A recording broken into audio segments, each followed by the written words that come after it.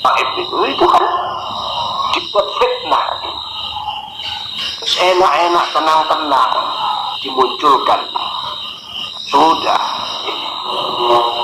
Beda dengan masalah kalau isinya mau idho, tapi isinya sudah saling cacat mencacat, saling caci mencaci, saling menjatuhkan. Nah ini ya, itu isinya itu fitnah, saling menjatuhkan, saling apa yang sudah maton, sudah purek, ya dianu, tapi ya itu nggak bisa orang pasti nanti sekarang orang jadi orang kuat sampai sekian periode, nanti setelah itu gimana, muncul orang lainnya. Assalamualaikum warahmatullahi wabarakatuh. Nahmaduhu wa nasta'inuhu wa nastaghfiruhu wa na'udzu billahi min shururi anfusina wa min sayyiati a'malina may yahdihillahu fala mudilla lahu wa may yudlilhu fala hadiya lahu. Asyhadu an la ilaha illallah wahdahu la syarika lahu wa asyhadu anna Muhammadan abduhu wa rasuluh. Allahumma shalli ala sayyidina Muhammad wa ala ali sayyidina Muhammad. Pemirsa yang dirahmati Allah Subhanahu wa taala, mudah-mudahan Anda selalu dalam lindungan Allah Subhanahu wa taala dimanapun Anda berada. Mudah-mudahan segala aktivitasnya diberikan kelancaran, mudah-mudahan hidupnya selalu diberikan keberkahan, rezeki yang kita dapatkan memperoleh rezeki yang halal dan thayyibah wal barakah. Mudah-mudahan anak keturunan kita menjadi anak keturunan yang soleh, solihah. Amin ya rabbal alamin. Itu tadi sudah kita dengarkan pemaparan dari ulama kita, yang jelas-jelas beliau adalah ulama, yaitu Rais Am, pengurus besar Nahdlatul Ulama, Romo Kiai Haji Miftahul Akhyar. Ya, kita tahu betapa beliau ini adalah ulama besar, tokoh sentral di PBNU, dan tentunya kita selaku masyarakat warga Nahdlatul Ulama hendaknya untuk bagaimana kita sami'na wa ata'na. Ya, beliau Miftahul Akhyar, ya, kiai yang lurus, ulama yang bisa kita jadikan teladan untuk kita semuanya. Beliau membela yaitu zuriyah Rasulullah SAW dari klan Ba'alawi, sehingga karena pembelaan beliau ini banyak sekali orang-orang yang ilmunya masih sangat minim, ya, mereka hanya semangat yang menggebu-gebu, ya, ilmunya yang sangat minim sekali, sangat sedikit sekali, sehingga berani untuk menyerang Kiai Haji Miftahul Akhyar. Ini sangat disayangkan sekali. Ya, mereka tidak mau untuk bertabayun, ya, tidak mau berunding bersama, tidak mau duduk bersama. Ya, beraninya menyerang Kiai Haji Miftahul Akhyar hanya di media sosial. Nah, maka kita selaku warga Nahdlatul Ulama hendaknya untuk sami'na wa ata'na, kita mengikuti manut dawuh dari pengurus besar Nahdlatul Ulama. Mereka adalah ulama-ulama yang benar bisa kita jadikan sebagai uswatun hasanah, teladan kecintaan mereka kepada zuriyah Rasulullah SAW, dan dicontohkan oleh ulama-ulama kita terdahulu. Maka di sini saya memberikan nasihat kepada kelompok-kelompok yang anti dengan zuriyah Rasulullah SAW, anti dengan habaib, anti dengan Ba'alawi. Ya, hendaknya untuk bertaubat. Ya, bertaubatlah sebelum Anda semuanya ini kualat, ya, kualat kepada ulama-ulama kita, ulama-ulama yang ada di PBNU, pengurus besar Nahdlatul Ulama, dan kualat kepada ulama-ulama kita terdahulu yang mereka memberikan teladan contoh kecintaan mereka kepada zuriyah Rasulullah SAW, kepada habaib, yaitu klan Ba'alawi. Nah, sangat disayangkan mereka ini yang mengaku sebagai Nahdlatul Ulama, mengaku sebagai Ahlus Sunnah wal Jamaah, tapi sayangnya memiliki karakter watak yang itu mirip dengan Salafi Wahabi. Kita tahu Salafi Wahabi ini sangat benci kepada zuriyah Rasulullah Sallallahu Alaihi Wasallam. Ya, mereka gemar mencaci, menghina. Ya, ini karakter dari Salafi Wahabi.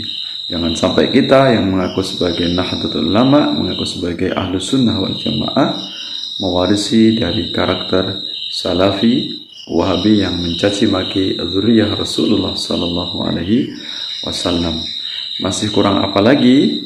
Nasihat telah disampaikan oleh banyak ulama, ya, agar kelompok yang anti dengan habaib ini mereka bisa bertaubat.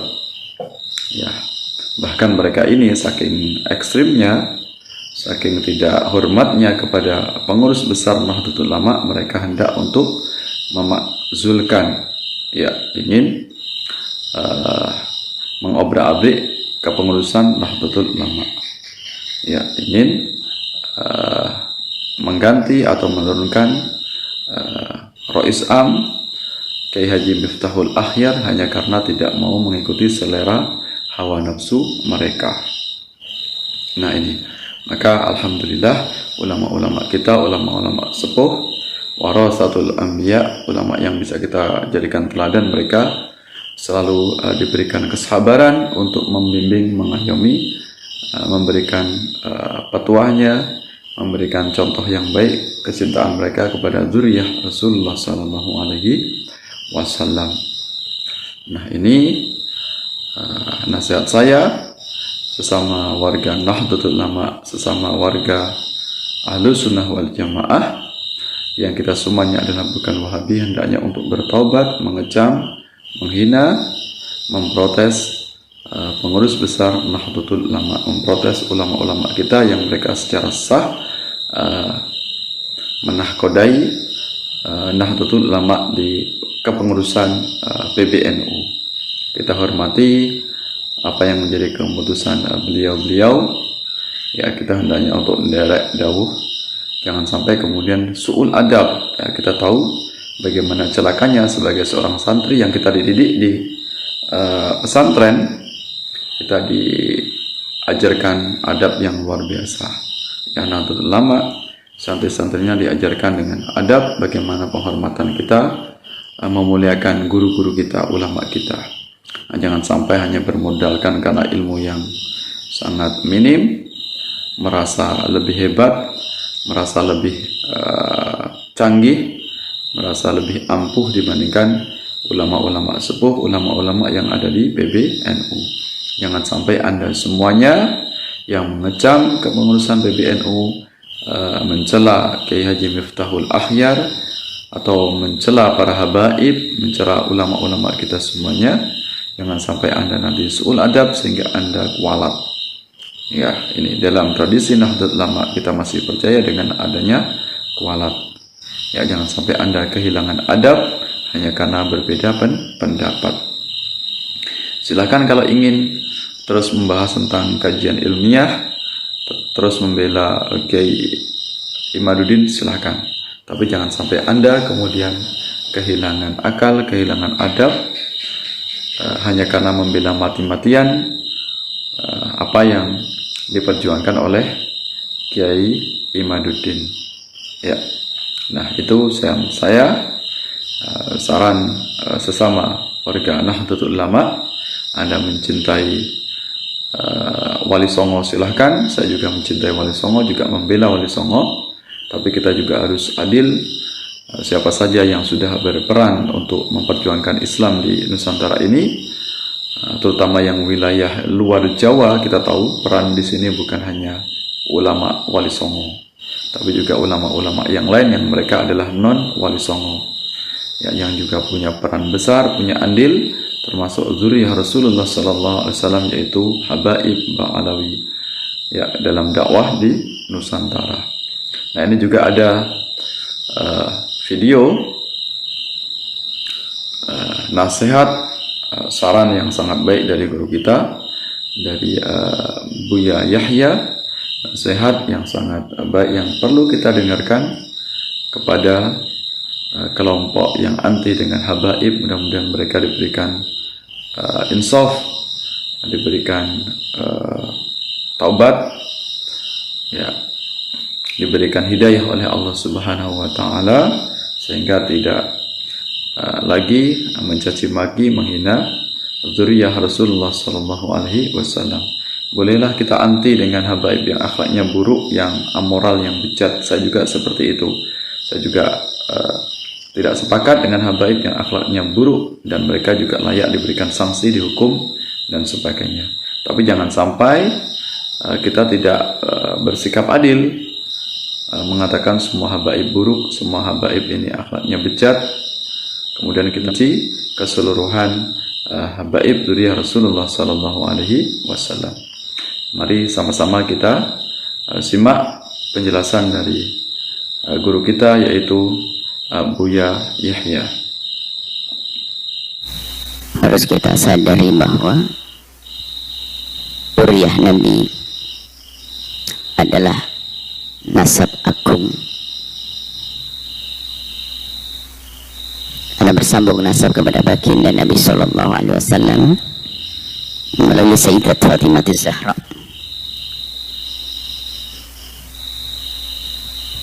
Dan ada kewajiban-kewajiban atas kita kepada ahli bait dzurriyyah Rasulullah Sallallahu Alaihi Wasallam, mulai dari perhatian yang harus kita berikan, penghargaan, cinta, dan seterusnya banyak. Ini yang harus kita pahami, dan jangan sampai ada terbetik, terlintas sedikit di hati kita kebencian kepada ahli bait Rasulullah, karena itu cucu baginda Nabi Sallallahu Alaihi Wasallam. Kalaupun ada di antara mereka punya perilaku tidak baik, tidak benar, justru seharusnya kita semakin sayang, berusaha untuk membawanya kepada kebenaran, bukan kita jadikan bahan untuk mencaci dzurriyyah Nabi. Kadang ada reaksi-reaksi negatif dari sebagian orang yang mungkin memang tidak mendapatkan nasib mencintai ahli bait. Kapan melihat ada keluarga atau keturunan Nabi melakukan kesalahan, yang ada adalah semacam kegembiraan karena dzurriyyah Nabi seperti itu. Naudzubillah. Dan itu bukan Anda semuanya. Semoga Anda adalah orang yang punya cinta yang sesungguhnya kepada dzurriyyah Nabi Sallallahu Alaihi Wasallam. Kemudian masalah nasab, orang yang paling bisa menjaga nasab itu orang Arab. Dan mungkin kepada siapapun, jika ingin berbicara tentang nasab, harus dengan ilmu. Kami mengetahui sedikit tentang ilmu nasab tersebut, maka kami sampaikan, tidak susah di dalam menitsbat nasab. Yang jelas ada satu hal yang harus kita pahami, bahwa Nabi pernah bersabda, man idda'a ila ghairi abihi wa huwa ya'lamu annahu ghairu abihi fal jannatu alaihi haramun. Barang siapa mengaku-ngaku menisbatkan kepada selain ayahnya, dia mengaku-ngaku kepada selain bapaknya, dan dia tahu kalau itu bukan bapaknya, bukan nasabnya, maka surga haram bagi dia. Untuk memahami ini adalah memahami dengan dua sisi. Yang pertama, kalau itu bukan keturunanmu, bukan ayahmu, jangan katakan itu ayahmu. Ini satu sisi. Tapi jangan memandang dari sisi ini saja. Sisi lain adalah, jika selama ini Anda tahu bahasanya itu ayah dan kakekmu, maka Anda pun tidak boleh mengingkari.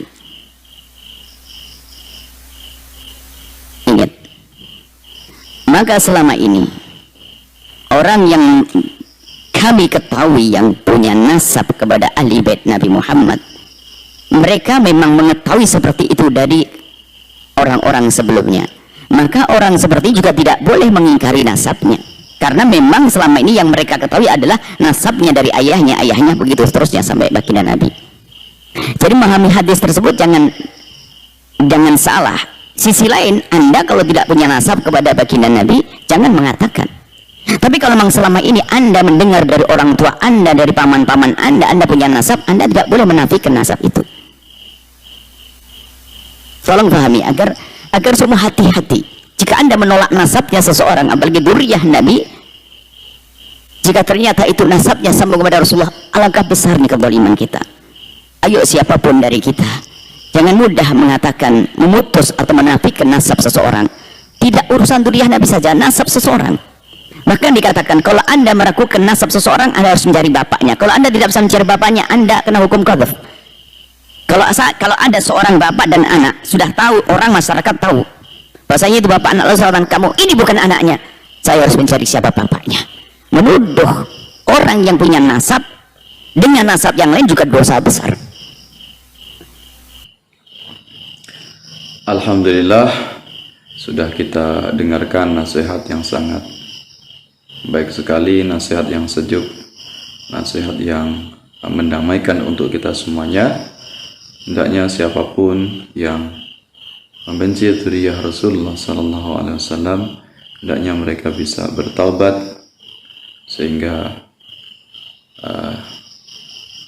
bisa mencintai dzurriyyah Rasulullah SAW, menghindarkan segala kebencian, menghindarkan segala sikap sombong, sikap angkuh, menghindarkan segala sifat kebencian kepada siapapun.